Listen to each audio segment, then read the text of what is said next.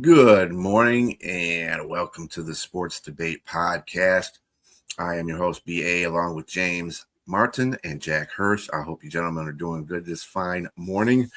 In a sense that we got good debate questions this morning because everything is like right on time.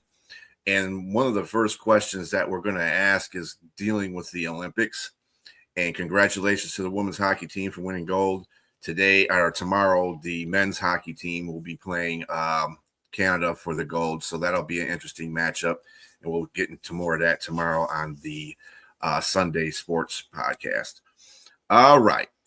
So the first question this morning is going to be, what should be more important to the NHL player, winning a Stanley Cup or a gold medal in the Olympics? Go ahead, Jack. Yeah, if this were the NBA, it would be a very easy answer. They'd want to win an NBA championship to ring over gold medal. In cases in point, it would be Charles Barkley and Patrick Ewing, who never won an NBA title. But they've won gold medals in the Olympics. They were part of the dream team. But if they had a chance to trade that in, that Olympic gold medal for the NBA ring, they want the NBA ring. Stanley Cup and Olympic gold medal are a bit different. There's a little more patriotism, I think, for hockey players. It's hard to explain. Maybe because the NBA players were so overpowering. For years, they were virtually guaranteed to win because they were so much better. Like going back to the Dream Team, the competition was a joke. I mean, how can you be jumping up and down, celebrating something that's completely inevitable? But in hockey, it's never inevitable. And I think back to certain teams that won Stanley Cups, like the New York Rangers in 1994, when they broke a decades-long drought. And the celebration they had in New York, holding the Stanley Cup up, and you compare to those guys winning Olympic gold medals, I just think these players in the NHL who are playing in the Olympics, who played in the Olympics for years, and they have a choice, one or the other, especially the ones who never won a Stanley Cup championship. I think that's what they would prefer. And keep in mind they're with their teammates for a lot longer period of time during the regular season than they are for the Olympics. For the Olympics, you're given, I assume, a few weeks to train together. You take a leave of absence from the NHL season. And, if you gave them a truth pill, I think they'd absolutely say the Stanley Cup, one or the other. But if you ask them at this moment while the Olympics are going on, they'll say, oh, it's the greatest thrill representing your country. And it is a big thrill to them. Don't get me wrong, but I don't think anything compares to parading around holding the Stanley Cup, because since these players were little kids, that's what they talked about, the Stanley Cup. That would be a big thing following their team, seeing the cup paraded around the ice. They didn't think of Olympic medals per se, but the Stanley Cup is something they'd always thought of. So I believe it would be more important to an NHL player winning a Stanley Cup, championship as opposed to winning a gold medal in the Olympics. Well, I mean, the gold medal winning a Stanley Cup, you're going to have an opportunity to win that every year that you're in the league. Every year that you're in the league, but you only have an opportunity. It's more elusive. 4 years, every 4 years, and you're not guaranteed to even make the team. So it's really probably more of, I would say, like that hidden treasure, Raiders of the Lost Ark. It's something that it's rarefied air. I mean, you probably have a lot more opportunity to win the Stanley Cup if you have a career, let's say a 10 or 13-year career. Your average is going to be a lot higher to be able to obtain that Stanley Cup. But to get that gold medal, like you said, it's the patriotism of the situation might be a lot more intriguing for a player to try to obtain and to get gold, which the U.S. has that opportunity. When's the last time we've done this? I mean, it's been a long time, right? Yes. So I know these guys. You could see that right now. I mean, they shellacked I can't even pronounce the name. Who was 6-2? What was the name of the team? Yeah, thank Slovakia. you. Slovakia. Thank you. I can pronounce words. Yes, right. It says Czech and Slovakia have separated, so it's Slovakia. Mm-hmm. Yes, exactly. So they gave them the business, man, and I know they're considered the underdogs right now in U.S., but they have an opportunity to do something great here, and that's what you want to have. You want to be able to say, okay, I got that gold medal, and not many people on the list, or at least in the last 20 or so years, can say that they've done that, right? When's the last time the U.S. has won? That might be a better way of putting it, James. If a player's already won a Stanley Cup, maybe it's the Olympic gold medal. Let's say they've won neither, and they can only have one in their career. That's maybe a better way of putting it. It's for all the marbles. Only one. A guy who has a 15-year career, let's say playing in the NHL. Yeah. So if it's like that, I mean, look, you're talking about hoisting up something that's the size of a transmission for an F-150. It's a big trophy. I mean, I like the fact. I remember Mag brought this up a long time ago. I think we talked about the which trophy was better. You remember that, Jack? We talked about the Lombardi, which championship trophy was better. Yeah. And I do remember everybody talking about the Stanley Cup being like probably the best to hoist up, and because of the sheer size and the idea that all those guys, what they do. I mean, I think they celebrate for like 7 days or something like that with it. It's all perception. Remember the basketball player Kendall Gill? He boxed. Yes. He boxed professionally for a while. It didn't quite work out. But they asked him once and he never won a championship in the NBA, but to my knowledge, but they asked him, if you have a choice to be a world champion in boxing or have the NBA ring, which would you pick? And I kind of like this answer. He said, if it could be heavyweight champion of the world, I pick that. But if it's under heavyweight, then I want the NBA ring. That was Kendall Gill's answer. So I guess that's interesting. Maybe it was unfair for me to say 15-year career. Well, what happens if a player can only stick in the NHL for 2 years? Is the Stanley Cup as important because you're not chasing it as long? So maybe right. And an Olympic gold medal, you can showcase a little more, wear it around your neck, as opposed to not having the Stanley Cup, but just having a chance to hold it or possess it for just a very short amount of time. I just think the allure of going to the Olympics and how hard it is to get there, and it's almost like a mountain that you can climb once but every 4 years, and if you get there, and to actually obtain the ultimate prize and the gold medal is probably, to me, at just a smidge, just a little bit of an edge to obtaining that versus having actually the Stanley Cup. So I would go with the gold medal. One Olympics, I'm just going to detour a tiny bit. Think of Carmelo Anthony now.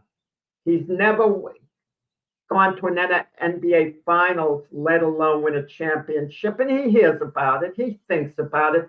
But he's won 3 Olympic gold medals, 3 separate Olympics. If he had a chance to trade in the 3 gold medals for 1 NBA championship, he'd say, no, I'd never do it. Of course, he would say that. But, deep down, you kind of feel he would. I mean, you got to look at the Stanley Cup, too. The Stanley Cup is a historic kind of a trophy. It's got names of players that have won the Stanley Cup back in the 50s and the 40s and stuff like that. I mean, they add a ring just about every time they have a Stanley Cup. So that's more of a historic thing if you're going to go on a trophy level. That's why it's a coveted. That's why the cup is coveted, because it's got so many names on it from yesteryear. Whereas, Super Bowl one is, it's cool. You want to win the Super Bowl. It's the football on top of a, stand. Okay. And the NBA trophy is a basketball on top of a stand. I mean, still, it's just, those are plain, but at the same time, to me, it's hard to attain either one of them. So when you have the chance to win one, good morning, Richard.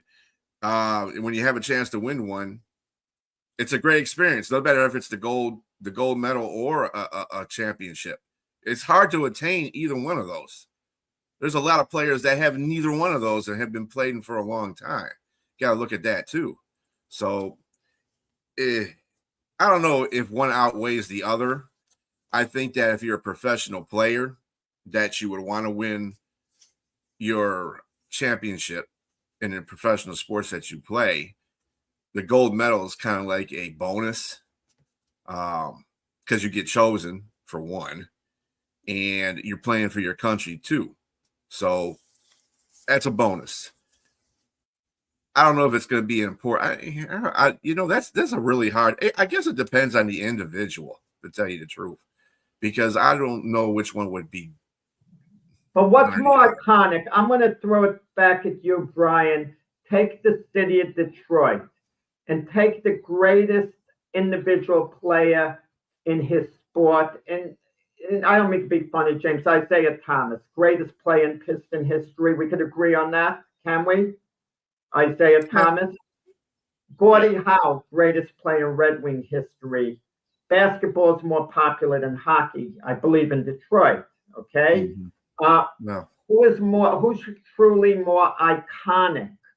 And this isn't a put down of Isaiah, who's great. Don't misunderstand me. Who's more iconic? And let's include baseball while we're at it. Let's even include Barry Sanders in football. Is there anyone more iconic than Gordie Howe? You think of it, he's kind of truly the most legendary Detroit player of all time.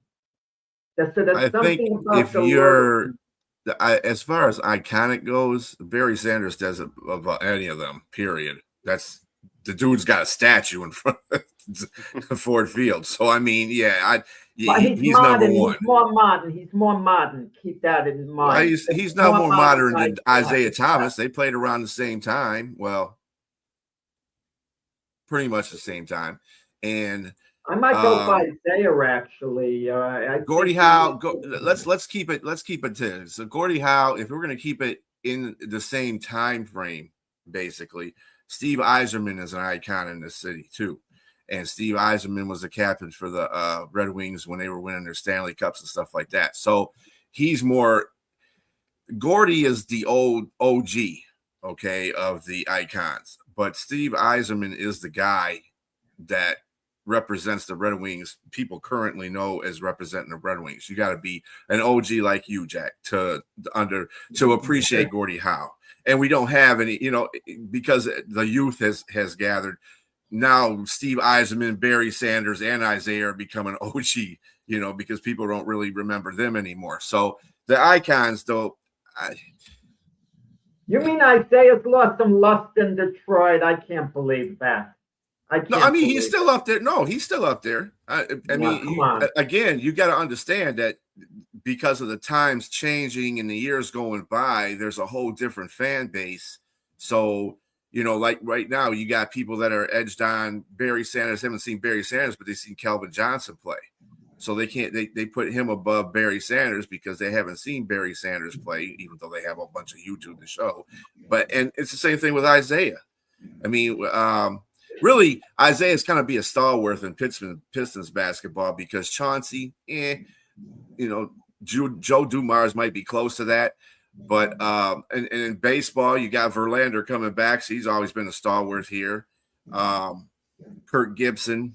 So, I mean, you got plenty to choose from in the baseball field. Al Kaline is basically the OG that represents that. But anyway, the point of the matter is it depends on the individual player on how they feel about winning a Stanley Cup or a gold medal in the Olympics. It's an individual choice. I think both are just as exciting to win as anything else. But, yeah, I couldn't put one over the other.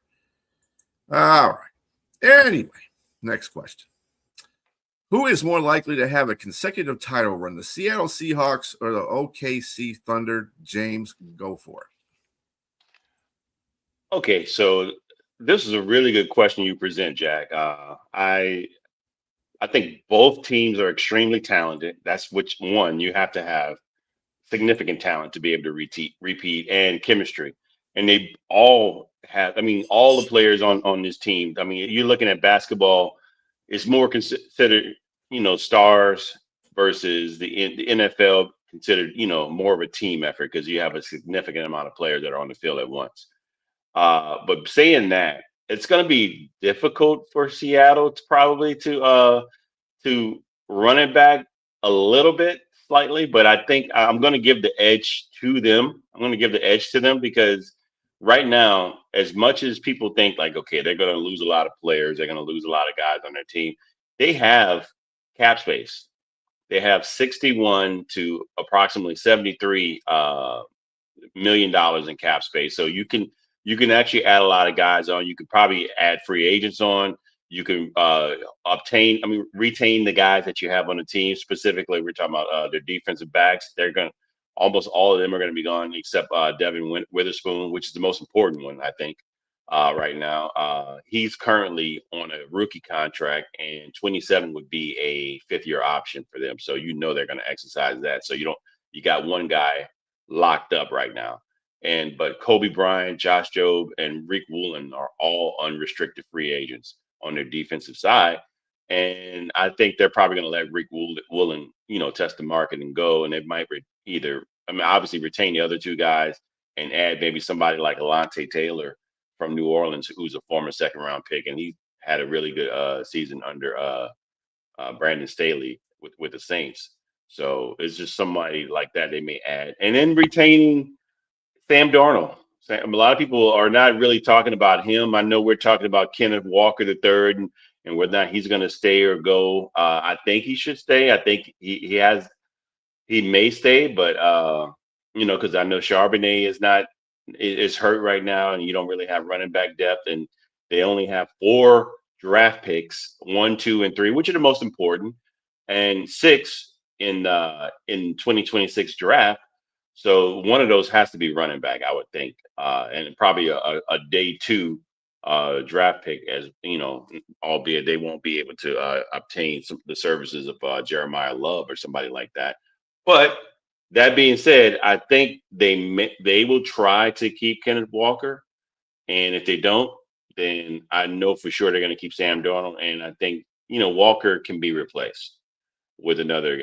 Although he had the best run in the playoffs for a running back since Marshawn Lynch, for that franchise. So, but again, I'm going to go. I think talking about OKC right now, what scares me is that their best players are dealing with injuries right now. We're talking about the former MVP who's in the running for MVP and Shea Gilgeous-Alexander. He's averaging 31.8 points a game. But I don't know, man. They may have a struggle. As good as that team is, And Jalen Williams is dealing with hamstring issues as well, this late into the season. That's kind of scary. But I'm pretty sure they'll bounce back. But their Achilles heel as a team has been San Antonio. San Antonio has their number. They haven't beaten San Antonio once this season. San Antonio has had their number, and if they're in a 7-game series, I think that would be the only team that might have their number in the playoffs to beat them seven, 4 times out of 7 games. Which probably will push all 7. But man, they haven't won not one game against this team. So they're like their kryptonite if they're considered Superman. San Antonio is their kryptonite right now. So I'm going to give the edge to the Seattle Seahawks right now.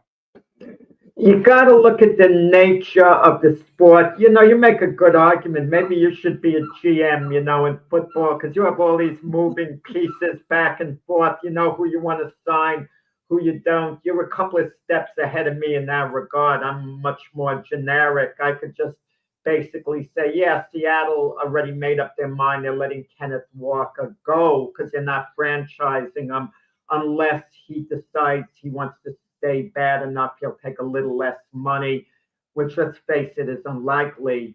So you look at the nature of the sports. We hear that every year in the NFL. A team wins the championship and they're favored to repeat. And it's so rare that they do. The Chiefs did it a couple of years ago. But when is it done? Even the great Chicago Bear team, 1985, wasn't back the following year. It just hardly happens in football. In basketball, you're more likely to go on a run. I know they're struggling a little bit, OKC now. You pointed out why they were struggling, injuries, so on. But believe me, they're peaking for the playoffs. They're getting ready for the playoffs. They're managing any injuries, ailments, so they're going to be fine for the playoffs. And as far as San Antonio being their Achilles heel, yeah, perhaps that's correct in a 7-game series. You have to give San Antonio certainly a reasonable chance of beating OKC. It could go either way in a 7-game series. But, OKC is going to be the number 1 seed. Chances are that San Antonio might have to go through Denver. And chances are San Antonio wouldn't beat Denver in the playoffs, and that would clear the path much easier for OKC. And then if OKC gets in the finals, who's scaring you in the East? No offense, Brian, but your Detroit Pistons I doubt if they beat OKC if they get to the finals. And the Pistons might get to the finals. That's one of the great sports stories. What was it, 3 years ago? They were doormats, the Pistons. How did they become so good? And Cade Cunningham, how did he become so great? But that's another thing. And who knows who's going to get to the finals in the East? It might be the Knicks. It might be the Celtics. Whoever it's going to be, or Detroit, or maybe someone else. I don't think they're going to beat OKC in the finals. So I think the path is much easier. Seattle's still going to have to deal with a lot of competition. They're going to have to deal with the Rams, who are ready to make a great run next year. The Seahawks could barely get by the Rams last year. And, other teams are going to be bouncing back. Are the Bears going to be better? Are the Packers going to be better? Are the Lions finally going to put it all together and finally get to that elusive Super Bowl? What about the Eagles? And there's a couple more teams I could mention, of course. I think it's just a little harder to repeat in the NFL because of the nature of the competition as opposed to the NBA, because one player could play lights out and he could conceivably carry a team. But I don't see any one player unseating OKC. I don't see Wemby stepping up and doing more. I don't see Anthony Edwards, stepping up and turning into the next Michael Jordan and depriving OKC. So I think OKC has a better shot at repeating as champions than Seattle. I'm put to you like this. Seattle, to me, okay, they, nobody even thought they were going to be in a Super Bowl this year. Okay. as well as New England. So just based on that fact, I don't understand why people think they're just going to automatically repeat with the team that they had. Now you got to knock off the man. You got to beat the man. You got to knock off the man. To what James says, but at the same time, I'm not looking at a Seattle team that could repeat. I just don't. I think they got good. They were good this year. They surprised some teams. Their defense played exceptionally well, but to do that 2 years in a row, that's kind of hard in today's format in the NFL. Whereas OKC, they have a team. They have a young team, and they can basically put together games to win and get to that point. They're the best team in the, they're having trouble. You guys said they're having trouble. They're still the best team in the NBA right now with the troubles that they're having, even with the gaps that they're having with San Antonio. But I'd probably rather have those indecisions with San Antonio because it's only one team. I mean, they might likely see San Antonio in the playoffs, but they might not. And let's not forget that they're only 3 games ahead of San Antonio. So they're the best team, but by maybe a nose. I mean, so San Antonio is right there. San Antonio has depth. They have a lot of good players that are starting and that on the bench as well. I just think that I get what you're both saying in regards to how hard it is to repeat in the NFL, but the infrastructure of the Seattle Seahawks right now, like you said, nobody saw them coming. I didn't see them coming. I'll be honest with you. You have a head coach that had one of the best defenses in the league, if not the best. They had, I think they were best in scoring. He is the architect of that. That you can't get any better than that, man. And if you can retain, and he got the best out of DeMarcus Lawrence, former, All-Pro in Dallas, and he's 33. And so you got I think that defensive line, man, where it's at is you got all those interchanging parts that are there. Everybody stay fresh. It kind of remind me of that defense in 07 of the New York Giants when they played against the Patriots. That bonded offense, that team was just incredible. Nobody expected the Giants to win. They're better than the Giants. This team is better than the Giants. Sam Darnold, to me, in 2025 season, played a much better season than Eli Manning. So it's not like he's just, went on a run or anything like that. You just saw 2 years in a row, Sam Darnold has excelled. He's become more of closer to elite in regards to his play. We talked about him failing at the end in 24 when he was when he was in the last game of the season, to be able to try to obtain a number 1 seeding, and he couldn't. He failed. I mean, and of course, when he played in the playoffs, they got knocked off in the first round. But he's overcome that, and now you're going to pay him upwards of maybe 30 to 32 million a year. Is it deserving? Yes, I think so. I think he's showed that he's becoming in that level, that upper tier. Almost, that's not the top 10 quarterback. Money for quarterbacks. He'd be underpaid getting the money that they're going to give him. Yeah, yes. But they have a contract. He has no choice in the matter. But in all fairness, those last 2 games of Sam Darnold with the Vikings, Troy Aikman knows a lot about quarterbacking than you and I, and Brian, of course. And Troy Aikman was exasperated with how bad Sam Darnold was. His decision-making is poised. And Troy Aikman never says flat out a guy's been awful, but Troy Aikman kept saying his money is going down, that he's going to get. It was dwindling. Those 2 games really hurt his marketability badly. And I agree. Look, I hold me say this, and then I'll let you go. I agree with that. I agree with that wholeheartedly. Good players have bad moments. I mean, and you're right. He lost a lot of money there, but he rebounded. I mean, he rebounded. I would imagine Troy Aikman wouldn't say anything about him now because he didn't give you anything. Even the game he had against the Rams in the earlier part of the season, someone when he threw Yeah, like 4 or 5 yeah, interceptions. three Yeah, or four interceptions. but he still rebounded from that. They came back and won the game. So I just think that they're I think they have an infrastructure that's set up to where they look like they can repeat at least one time. So that's just my pick, and I'll leave it at that. I mean, the thing about football and basketball, though, football, you're more apt to have injuries, to keep positions at the wrong time of the year. I mean, the Lions have gone through that a lot of times too, but basketball is more. I mean, you can get serious injuries in basketball too, but I think it's at a lesser rate than football because it's not as a physical sport. You're running up and down.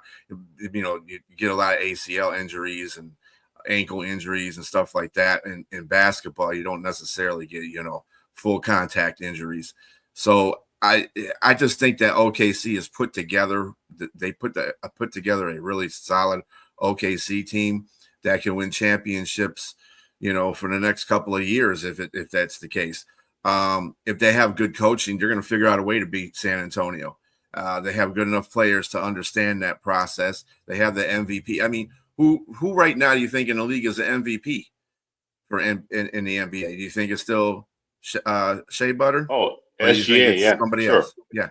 So I mean, there you go, right there. I mean, if people were talking about that with Cade Cunningham, I said no, Shea's still. He's still the MVP. I don't care how, Cade's got to have a terrific. I mean, he's got to be playing out of his mind to win the MVP at this point to me. So I would say, yeah, okay. Oh, that's a debate for another time because think of all the great players and remove them all from their team.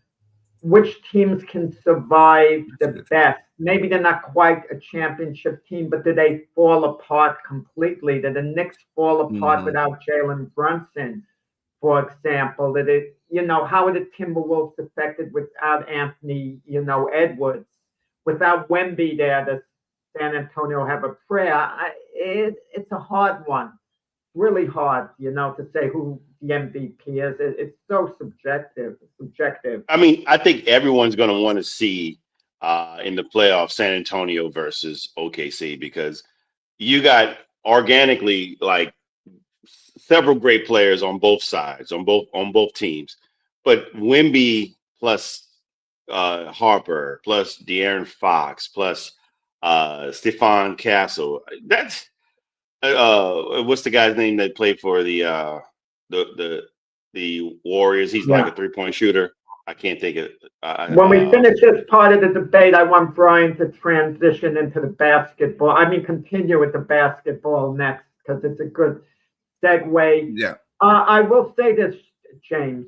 If San Antonio wins the NBA championship, they beat OKC in the playoffs.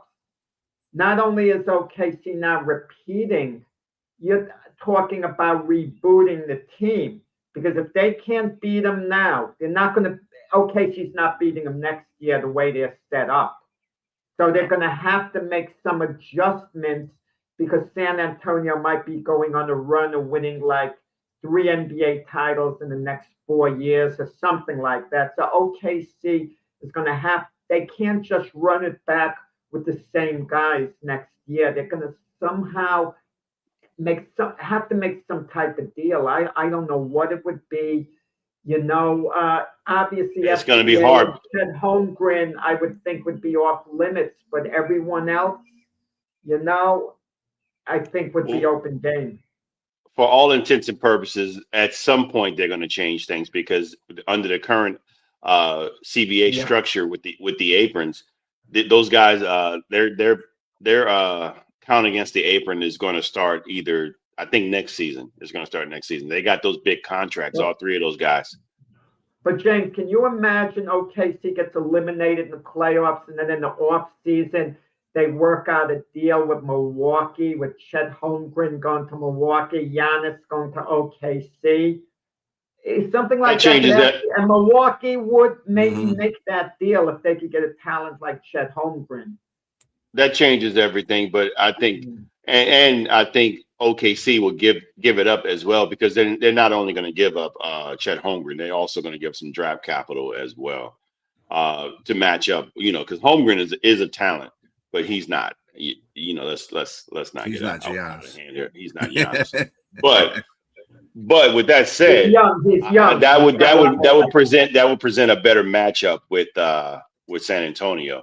But look, I saw this kid at the All-Star game, and I mean, look, we're not talking about a lot of challenge, but we're talking about Wembanyama. He challenged everybody. Like, he came out there, he wasn't playing. It was no just lollygagging and shooting around. He came out, played defense, did everything. So I see in him, this is somebody who's very competitive, and his size and what he can do from all angles of the court. And then you have those other guys that play with him. It's just pretty scary. I at this point in the season, they're going to be a scary matchup against OKC, because OKC again has not won a game against them. You play to win the game, like Coach Herm says. You got to win at some point, and they haven't done it. They haven't figured it out against the team. To me, I think it's just more dominance overall as a whole team. I mean, SGA is one of the best players, if not the best player in the NBA. But Jalen Williams is supposed to be a Scottie Pippen. I mean, if he's Jordan, he's supposed to be a Scottie Pippen, and he's been hurt, and he's off and on. He's only averaging like 17 points a game, and so I'm just like, okay, I think health has to be a factor in order for them to really present a challenge for San Antonio. But yeah, that's a whole nother story. I know we're on something else here. Yeah, so sticking with the NBA, should the Los Angeles Lakers be hesitant to put LeBron James on the bench late in games because he's a liability on defense? Go ahead, Jack. You play to win the game. Like James quoted Herm Edwards, one of my favorite guys. I mean, Herm Edwards is a great guy. You could stop him on the street, while he was a head coach, and say, Herm, could I talk with you about football for a minute? He would actually stop and talk football with you. You got to love a guy who has no ass about him. Great person and a decent coach. He didn't quite get to where, we hoped he would get, but, a really good guy. You have to make unpopular moves. You have to make them. How intimidated are you of LeBron James if you're a coach? If the owner has your back, you make the move. LeBron James in his prime, you absolutely don't make the move. We're talking about the LeBron James of today. We're not talking about the all-time great LeBron James. And if he's not a liability on defense, he certainly is a negative. I mean, at the very least, if not a major liability. And to have him and Luka on the floor together, and you need to stop.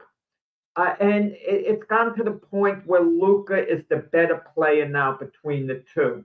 At this point in time, Luka's better. Luka's the main guy, your main option, if you're the Lakers. And LeBron is still very good. You can make an argument with LeBron, and a good argument, he's a top 20 player still in the NBA. You can make that argument, I think. The numbers are there. In spurts, he's the old LeBron. But do you really want him guarding someone late in the game? And it's not insulting to LeBron. Was it insulting to Shaq to take him out late in games because Shaq couldn't make a foul shot? And that's another issue, too, with LeBron. He's not exactly the most confident foul shooter, but that's another issue. But you got to deal with big egos. You got to deal with Rich Paul, who's, a great, representative of LeBron. Look, I'd love for Rich Paul to represent me if I were an athlete. He's just doing his job, but it's a gutsy decision. And if you're J.J. Redick, it becomes harder because LeBron James was your good buddy, your good pal who pushed for you to get the job. You did a podcast with LeBron James, if J.J. Redick did. So now LeBron James would consider it like you betrayed his friendship. But you have to do it late in the game. You have to do it. And the only way LeBron James wouldn't get upset about it, if you put Bronny James in on defense for a stop at the end of the game, you sit LeBron down, he might even have a little smile on his face. If Bronny ever developed into a lockdown defender, which some people projected him to be, but it's still a bit away from that if he's ever going to get close to that. You have to do it. You have to, because he is a liability on defense late in games only. Late in games when you need a stop. Go ahead, James.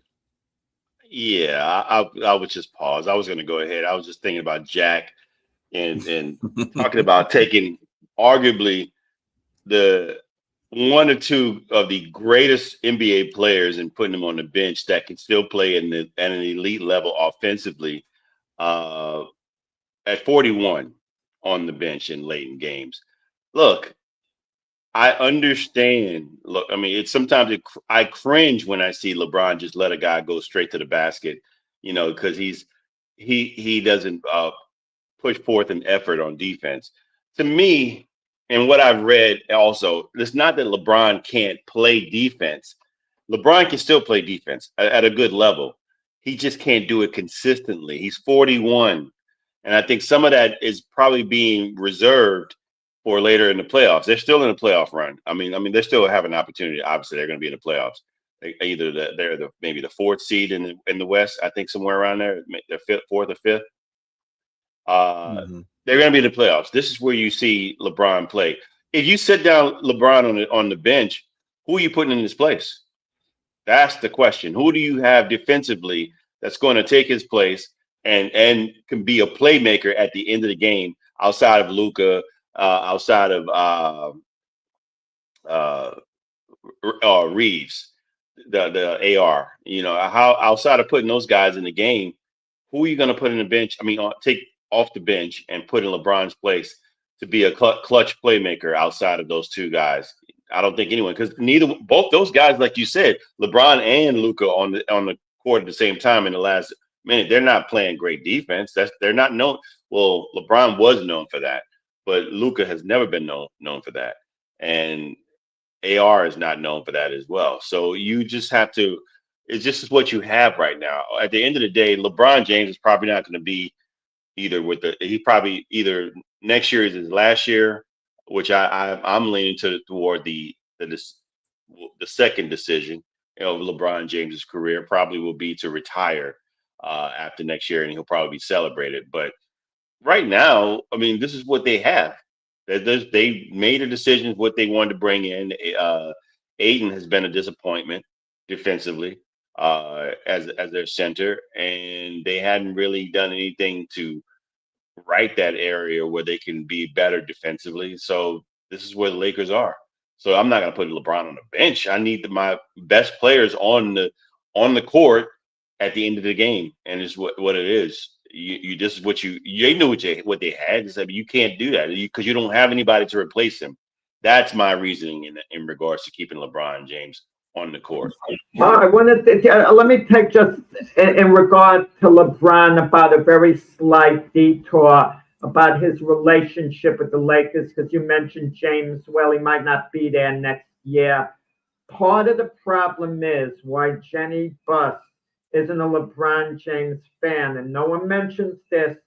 Jenny Buss's significant other for a lot of years, who she's still reportedly close with, is Phil Jackson.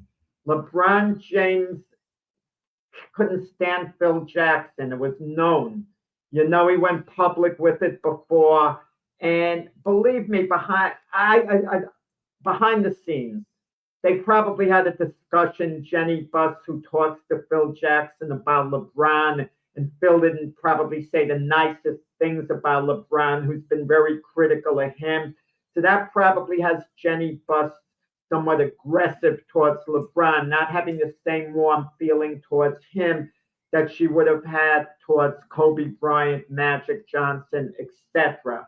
Why LeBron is very expendable. He's not considered part of the Laker family. Keep in mind, who was arguably, and I could say the greatest icon in Laker history, and we're going back to old generations, maybe Jerry West, okay? Partly because he's white. Let's be honest about it. He shouldn't be the logo of the league. It should be the big O Oscar Robertson was a better player. That's an area of racism again. I mean, why is Jerry West the logo? I just said the reason why. That's part of the racism that goes on. And Jerry West was a great guy, by the way. A great GM. I mean, a rarity. Mhm. Maybe great as a GM than he was as a player. He was arguably the greatest GM in NBA history. I mean, it's a phenomenal guy, but he shouldn't be the logo. But Jerry West and Phil Jackson didn't see eye to eye. They were very adversarial towards one another. See, Jerry West wasn't part of the Laker family anymore because Jenny Buss kind of moved him out of that role, okay? And that's what's happening with LeBron. First chance they have to move him out, they'll move him out because LeBron commands power. He's commanded power his whole career. But the old saying, what goes around comes around, or vice versa. Now that LeBron is merely no more than a very good player, he's a very good player, but he's no longer iconic at this stage currently as a player. He's not going to command the same power. He won't be able to call the same shots because they won't put up with it. So just what you said about, and I'll let you go, B. Just what you said about, what is it? What you said in regards to Jenny Buss and her relationship with Phil Jackson and LeBron James and Jerry West. This is precisely why there's an old adage: you don't crap where you eat. So you just you really should. I never heard of that adage. What are you talking about? It's not. The word is not crap. It's the other word. Yeah. I'm being nice for. I didn't hear that one either, but okay. Well, yes. Well, my point is like, okay, you don't get in relationships involved while you're working with these same people because emotions are involved. That's what Jerry West said. He was critical of that. Of course, it just makes sense. So I'm just not saying that, we got to hold these people culpable of their actions, meaning Jenny Buss and Phil Jackson. And in regards to Phil Jackson not liking LeBron James, I mean, don't open your mouth and saying, calling people in their crew's posse. Posse is code word. it's code to other people. It's code word for other language. So, I mean, that's, of course, I'm not going to like you if that's how you're coming at me. LeBron James, don't get me wrong. He got a lot of attention and he was able to do everything early in his career in Cleveland to do all, they allowed him to do a lot of things that you probably wouldn't do. Any other superstar probably wouldn't get. Yeah, I hear you, Jim. Sometimes people don't understand because of cultures. They use a word like posse.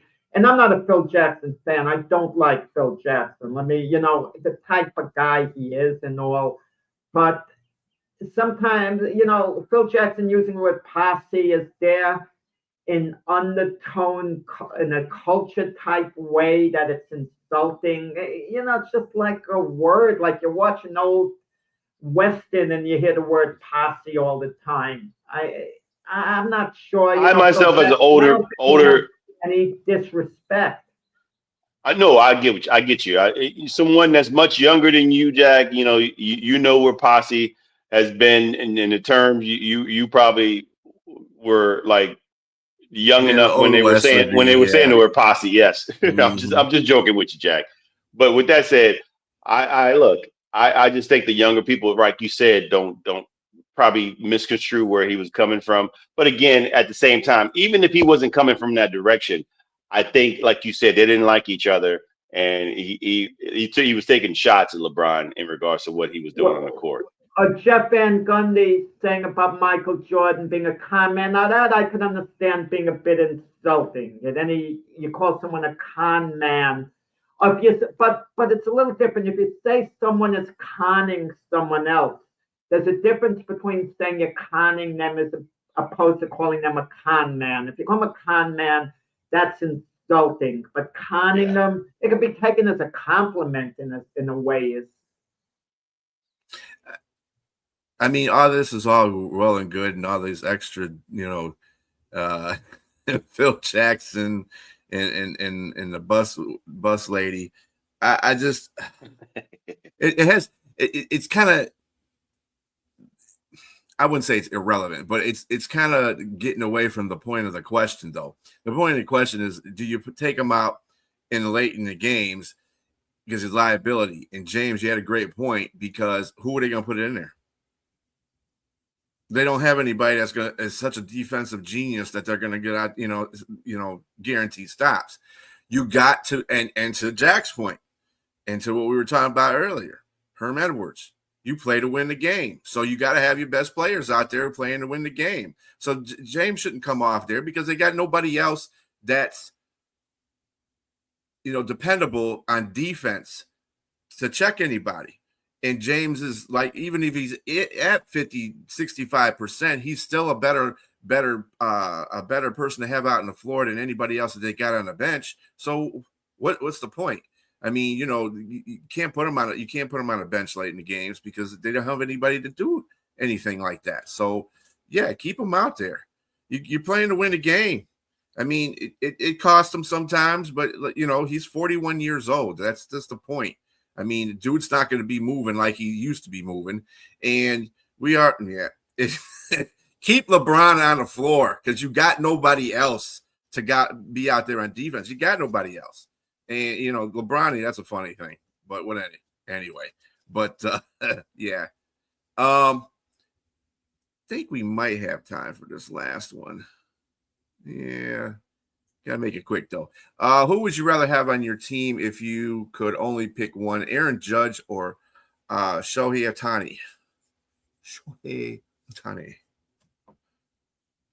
We'll go with Jack on this one because Aaron Jones is Aaron Judge. Aaron Judge, yeah, I can't go against Aaron Judge. I mean, being a Yankees fan, come on, I'd never be able to live it down. I would be like Tom Brady saying he doesn't have like a horse in the race. So whatever he said, in regard to the Super Bowl beforehand, and then everyone got on him. Look, Aaron Judge is a better hitter than Ohtani. I mean, James is a number guy. Compare the numbers. Ohtani is great. Now, the argument for Ohtani is going to be, well, he pitches and Judge doesn't. Ohtani's hardly pitched. He's hardly pitched. He hasn't been an impact pitcher for the Dodgers. I mean, he's a potential weapon that they can use, but he hasn't been a mainstay on their pitching staff. Aaron Judge plays the field. Ohtani's a DH. Aaron Judge not only plays the field, he's a good defender, very good defender in the outfield. He plays right field, he plays center field, and he plays them both well. And Ohtani just DHs. So who would I rather have on my team from performance on the field? It's Aaron Judge. And I also feel Aaron Judge is caught up to Ohtani maybe as a box office draw. Let's say there's a baseball game going on. James is visiting New Orleans, who doesn't have a baseball franchise. And one of the two teams has to be in town, the Yankees or the Dodgers. James would immediately think of Judge and Ohtani on their respective teams. Who doesn't want to see Aaron Judge take his swings? He's more entertaining swinging the bat than Ohtani. I know Ohtani is this big draw, so on. But when Aaron Judge is at bat, if you're called for dinner, and I'm going to close this, both of them are at bat. You have your choice, Judge or Ohtani, and someone is called that dinner's ready, and they say, hold on, I just want to see the batter be finished hitting. I mean, it's easier to walk away if Ohtani's at bat than if Judge is at bat. Okay, I'll close with that. You just close the door, man, with I don't know, with I can't even explain that. Because I would at least split. There's no way I'm leaving for neither one of them. If you gave that example, like you just said, I'm not leaving for neither player because they both have been elite. I would give you, like you said, I'm a numbers guy. The average in OBS has been in Aaron Judge's way. He's been a slugger, a home run hitter, man. He's got 368 total, and he's only 33. He's got four All-Stars and what, 3 MVPs. Impressive. And like you said, elite defender. he's considered an elite defender, and yet he hasn't won. He's been a finalist in Gold Gloves twice, in 17 and 18. So I mean, it tells you what he is on the right side. And like you say, he can play center as well.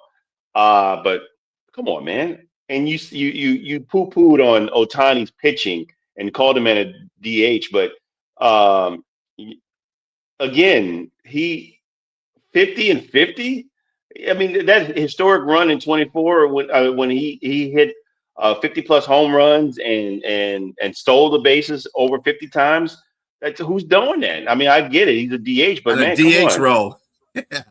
Yeah, but in a DH role that allowed his team to get the 2 championships. Aaron Judge had his time to get there. What happened? They didn't. I mean, and who they play? They head up. Who'd they play? Jack? Well, you're talking about the World Series, but Otani struggled in that World Series. He was hurt, but he struggled. I mean, fair enough. But okay, last season, Otani as a pitcher. First of all, let's give Otani his credit. In 2022, he was a top 4 finalist for Cy Young. So as an Angel, so to get that and still be great on both sides, man, is highly impressive. You can't sneeze at that. And I don't think he was a DH at that time either. So when he was with the Angels, so it's just again the skill level right there. And we're pulling hairs here. I think both these guys are extremely great players at their respective positions and what they do. But the edge I got to give to Otani because of the 2 championships back to back, not just one, but they got 2. They got 2 back to back, and what he did in the playoffs as a pitcher. I'm gonna say this and done. And in the playoffs, he was elite. He was elite as a pitcher.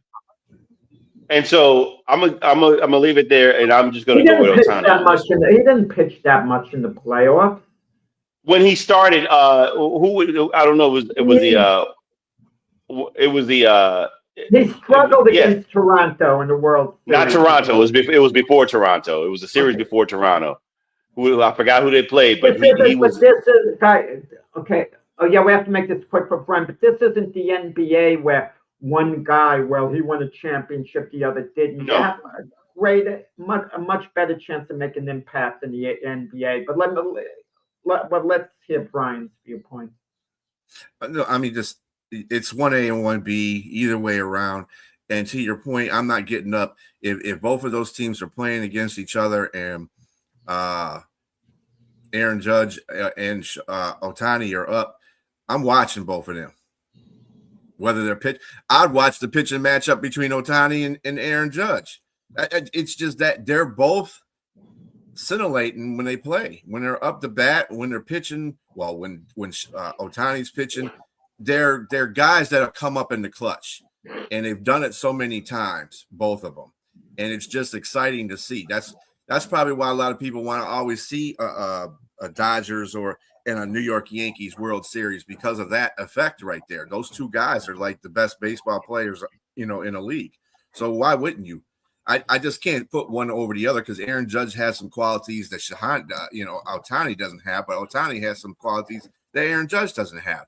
And I know you're an Aaron Judge guy, Jack, and I respect you for that because that's your guy for the Yankees. Hey, I would be like that too if I had a guy I could cheer for like that.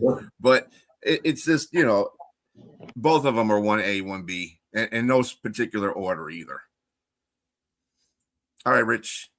And it's like having Michael Jordan and Magic Johnson on the court. They're different players, but they both present great things respectively for their teams. Come on. Yeah. Mm-hmm. Jordan's better than Magic Johnson, but that's another debate. He was, but Showtime.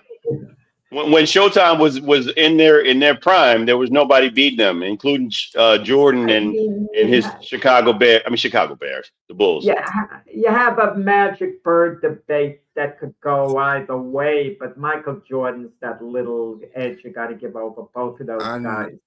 On that note, we will have to depart. Great debate, guys.